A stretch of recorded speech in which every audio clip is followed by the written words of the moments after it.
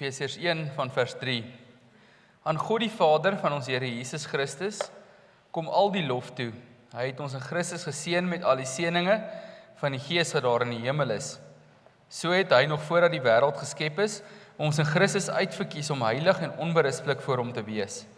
In sy liefde het hy ons volgens sy genadige beskikking toe ook al daarvoor bestem om deur Jesus Christus sy kinders te wees. Daarom moet ons God prys vir sy wonderlike genade wat hy in die geliefde vrylik aan ons geskenk het. Deur die bloed van sy seun is ons verlos en is ons oortredinge vergewe kragtens die ryke genade van God, wat hy in al sy wysheid en insig so oorvloedig aan ons geskenk het.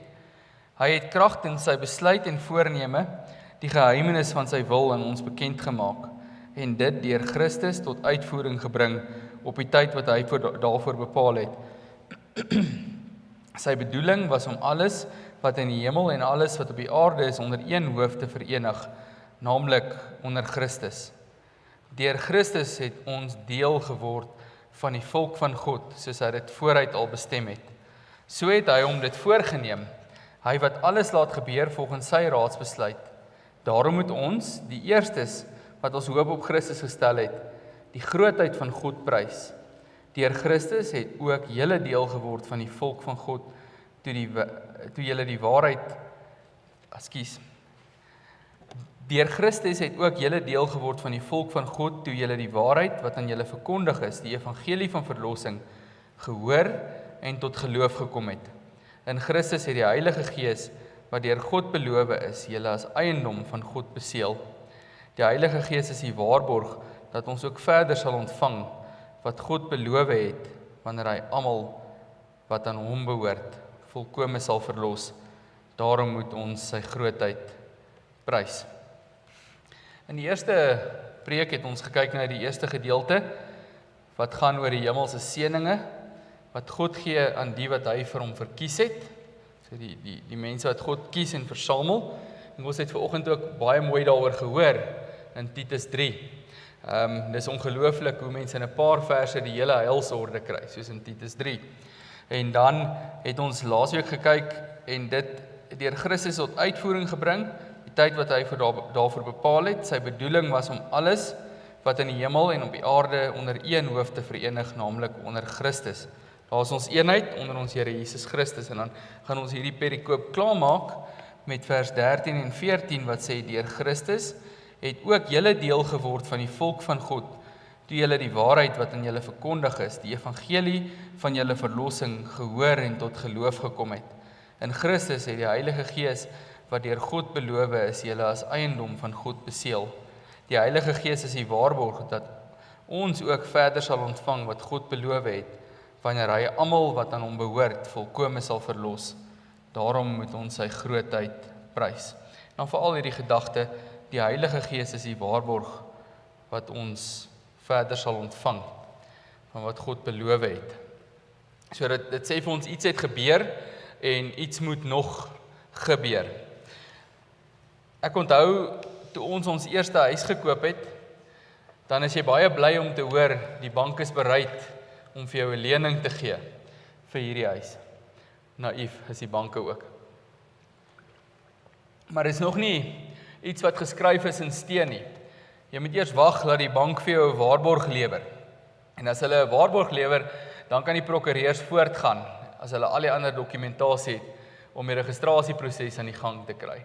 Maar nog dan waarsku my en Marlies se prokureur ons met ons eerste huis, pas op dat julle nie nou 'n wasmasjien en 'n TV en 'n klomp goed koop en die bank weer nader kyk na julle finansies en daar dalk iets gebeur nie. Die finale waarborg sal eers wees wanneer hierdie huis op julle naam geregistreer is, dan die bank nie omdraai kans nie. Hierdie is soort van op 'n baie meer verhewe en heilige vlak, iets wat ons sien in hierdie teks. Dis so mooi pastorale en troostryke waarheid in die Nuwe Testament. Want Paulus rig hom hier onder leiding van die Heilige Gees tot die gelowiges wat die evangelie gehoor het, en in wie God deur die Heilige Gees geloof verwek het, maar wat nou ook die waarborg ontvang het, van dit wat hulle in sy volledigheid sal ontvang. As jy weer mooi luister na wat vers 14 sê, dan hoor ons daar staan, die Heilige Gees is die waarborg, dat ons ook verder sal ontvang wat God beloof het. So as ons hier sit vanaand met die vermoë om te glo in die Here, met die vermoë om te glo in die Bybel as die woord, dan het jy klaar die waarborg en die seël binne in jou hemelse registrasieproses, as ons dit so kan sê, dat jy deur God gekoop is. Dat jy daar vir jou betaal is in die bloed van Jesus Christus en dat jy beseël is as een wat aan die Here behoort. Maar dan sê die Here ook, registrasie sal nog plaasvind.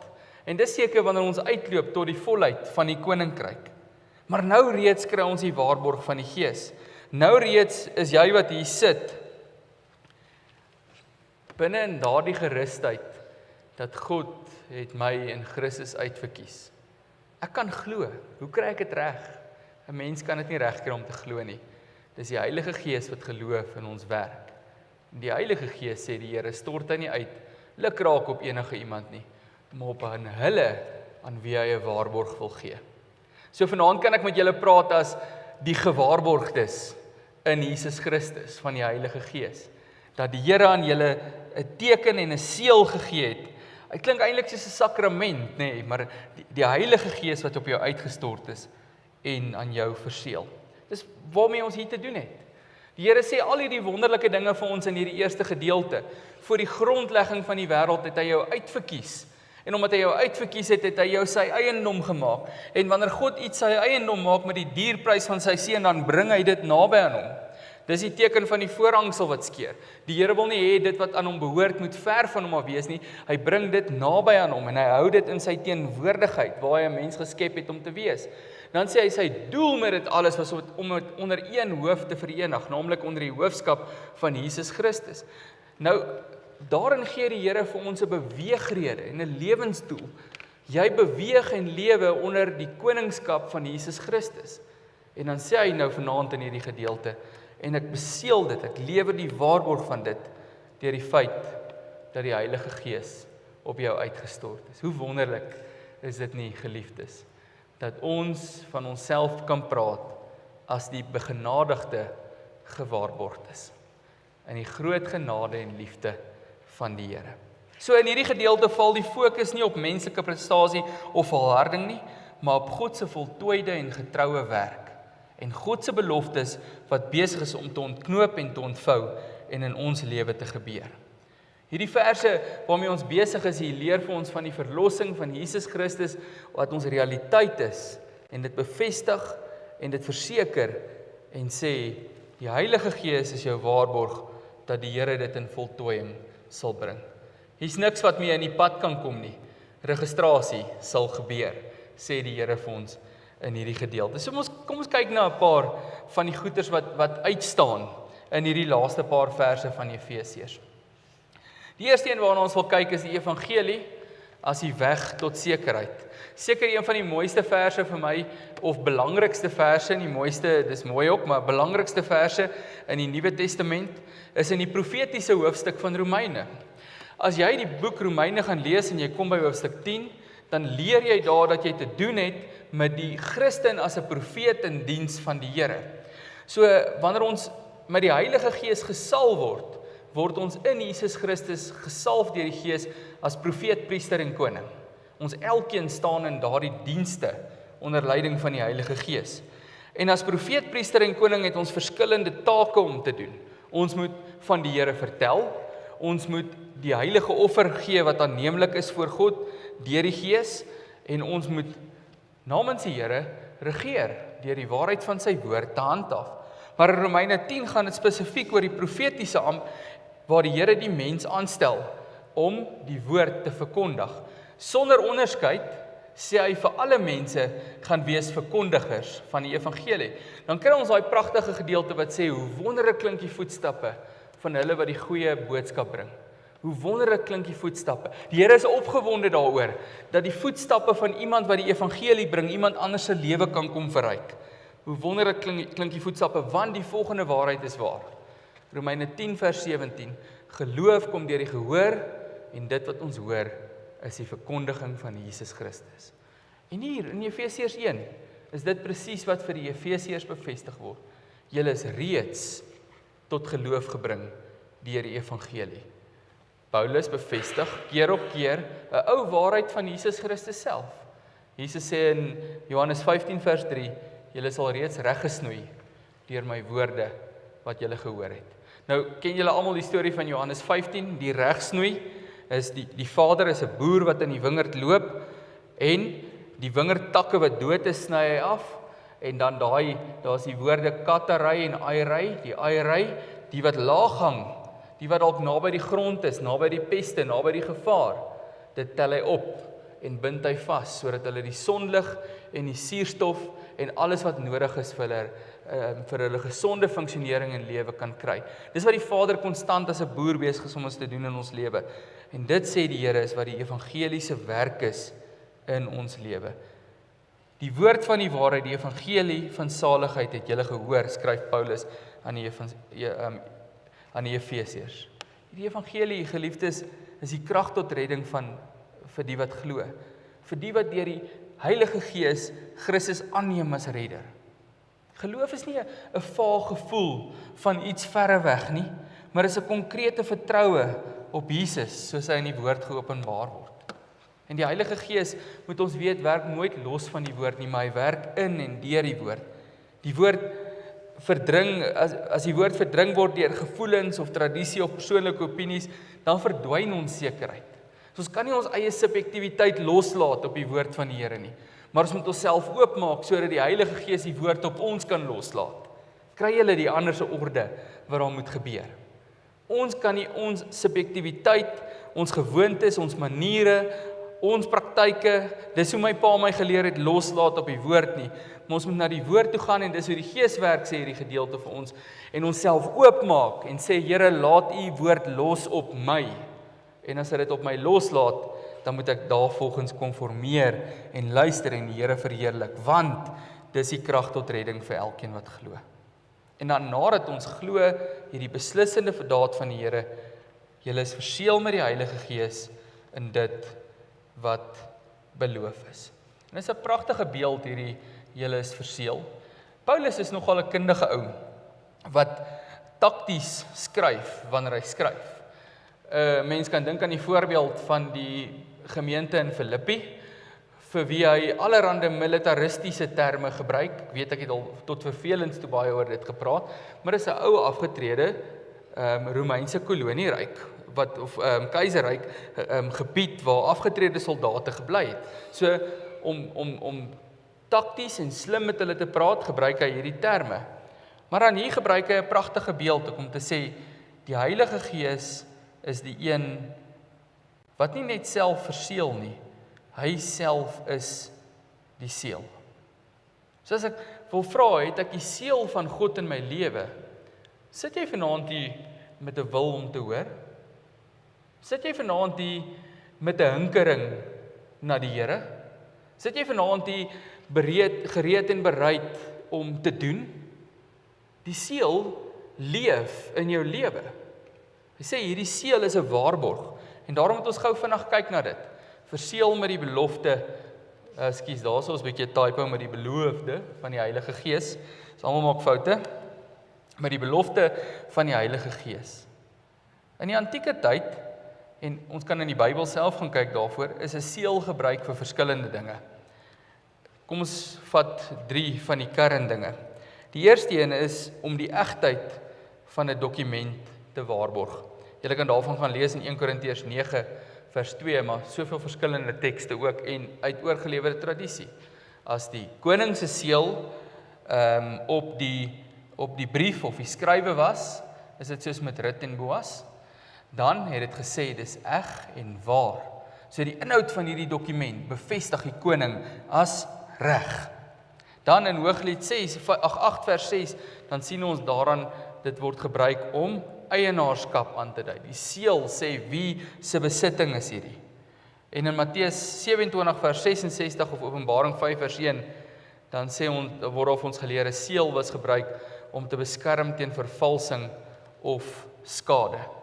En nou is dit so pragtig wanneer Paulus hier sê, die Heilige Gees is die seël van julle nuwe lewe, die Heilige Gees is die seël van julle ewige lewe, die Heilige Gees is die seël van julle waarborg van julle koninkrykslewe, dat hy nie net een van hierdie betekenisse intrek nie, maar eintlik hulle almal. In vers 14 sien ons die Heilige Gees is die waarborg dat ons verder van God sal ontvang wat hy beloof het. Met ander woorde, die Heilige Gees is die seël dat die inhoud van die dokument waar is.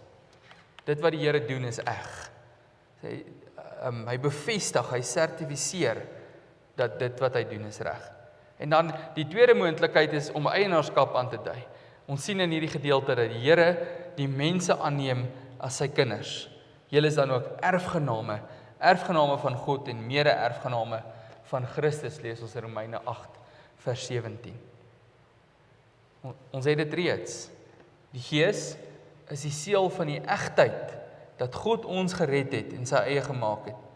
Die seël is, of die Gees is die seël van die eienaarskap dat jy aan die Here behoort. En dan die laaste een, om te beskerm teen vervalsing of skade. Die seël is hier ook die teken of die seël in jou lewe dat God, Romeine 8 vers 28, alles ten goeie laat meewerk vir die wat hom liefhet. Die Heilige Gees, geliefdes, beseël en verseël alles in jou lewe. En hier is die wonderlike ding. Hier is die ongelooflikheid van God se genade. Dit berus nie op die standvastigheid van die gelowiges se geloof nie, maar op die betroubaarheid van God wat die geloof gee. Is dit nie 'n wonderwerk nie?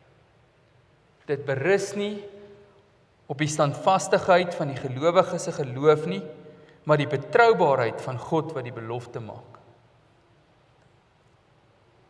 Die ewigheidswaarde van jou, die beseeling van die Heilige Gees in jou lewe, hang nie van jou af nie, en kan daarom nie wankel of weggeneem word nie. Dis 'n genadegawe en geskenk van die Here, wat in sy getrouheid en betroubaarheid tot in alle ewigheid in jou en vir jou sal bewaar. En die Gees getuig in die harte van gelowiges dat hulle kinders van God is, erfgename saam met Christus.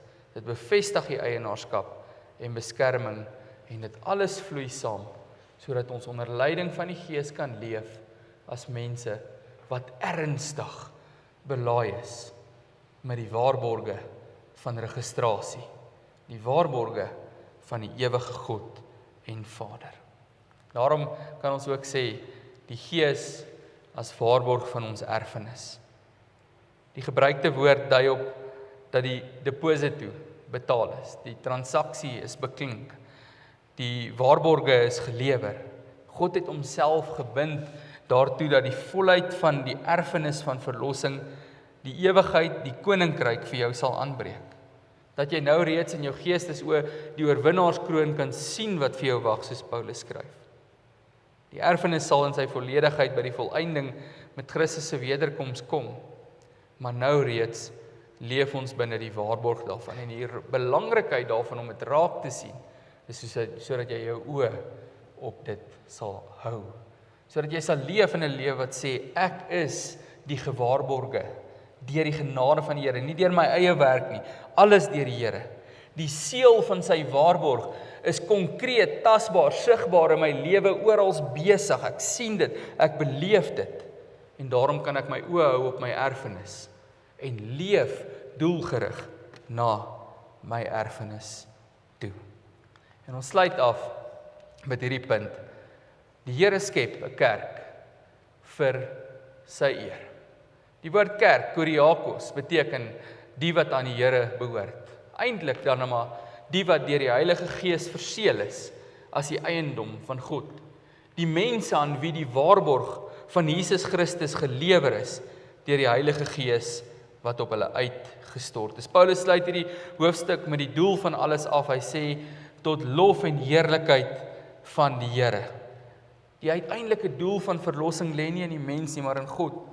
Ons is losgekoop as God se eiendom, om sy lof te verkondig, om die sekerheid van ons verlossing, die Here te dien in dit tot sy eer. Daarom leef ons nie, geliefdes, in vrees of onsekerheid nie, maar uit dankbaarheid, gehoorsaam, in vertroue op die Here, op pad iewers konkreet heen.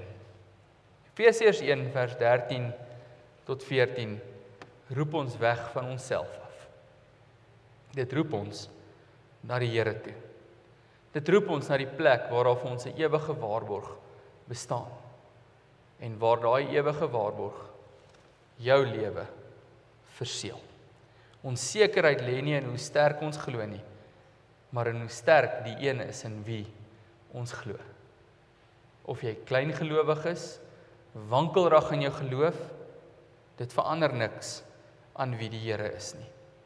Of jy deur 'n seisoen van moeilik gaan, of deur 'n seisoen van goed en vrugte, die Here bly dieselfde. Ons sekerheid lê nie in hoe sterk ons glo nie, maar in hoe sterk die een is in wie ons glo. Ons staan nie vas omdat ons so goed vashou nie, maar omdat God ons so goed vashou. Hy het ons nie net die evangelie laat hoor nie, hy het dit ook vir ons en in ons verseël. Hy het nie net beloof nie, maar hy het sy gees as waarborg gegee. En daarom leef die kerk nie uit angs nie. En die kerk is jy. Ons leef nie uit angs nie, maar uit dankbaarheid. Nie uit onsekerheid nie, maar uit rus. Ons is geskenk. Die Gees is aan ons gegee. Aan ons is verseël, ons behoort aan die Here. Aan ons is die seël gedruk, dat wat God vir ons gee is eg en waar, en jou erfenis in hom is seker. Ons is saam met die Here op pad, nie nêrens heen nie, maar in die ewige waarheid van sy beloftes, wat voor ons lewe ontvou. Laat ons dan leef, soos mense wat aan God behoort, in geloof, gehoorsaamheid, lofprysing, tot lof van sy eerlikheid, in totale toewyding, as iemand wat sê, sien jy die seël van die Gees? Dit bepaal my hele lewe. Dis wie ek is, dis hoe ek leef, dis wat ek sal doen, dis wat ek sal bely, dis hoe ek sal bedien en verkondig. Dis hoe ek sal troos kry in die moeilike in my lewe, dis hoe ek sal lofprys gee in die goeie in my lewe. Dis hoe ek my gawes sal gebruik in die kerk waarvan die Here my deel maak, en dis hoe ek na die toekoms sal kyk, tot die lof en die heerlikheid van hom, wat die waarborg aan my lewer. Kom ons bid saam. Here, ons loof en ons prys U dat ons die begenadigdes gelaai kan wees met die waarborg van die Heilige Gees, verseël met die ewige lewe wat vir ons aanbreek. Dis net genade en ons loof en ons prys U. Ons sekerheid lê in U en nie in onsself nie. En ons dank U daarvoor. Dat U ewig is, dat U heilig is, dat U volmaak is en dat U getrou is. Dankie vir al die genade en liefde, Vader, ook in ons gemeente en in die werk wat ons doen. Vir U seën oor alles. Al die lof en eer is altyd net aan U. En ons bid dat U vir ons ook sal lei om mense te wees wat as die gewaarborgdes beseël gaan lewe tot die eer van U naam en die uitbou van U koninkryk. Ons bid dit van U Vader in Jesus se naam. Amen.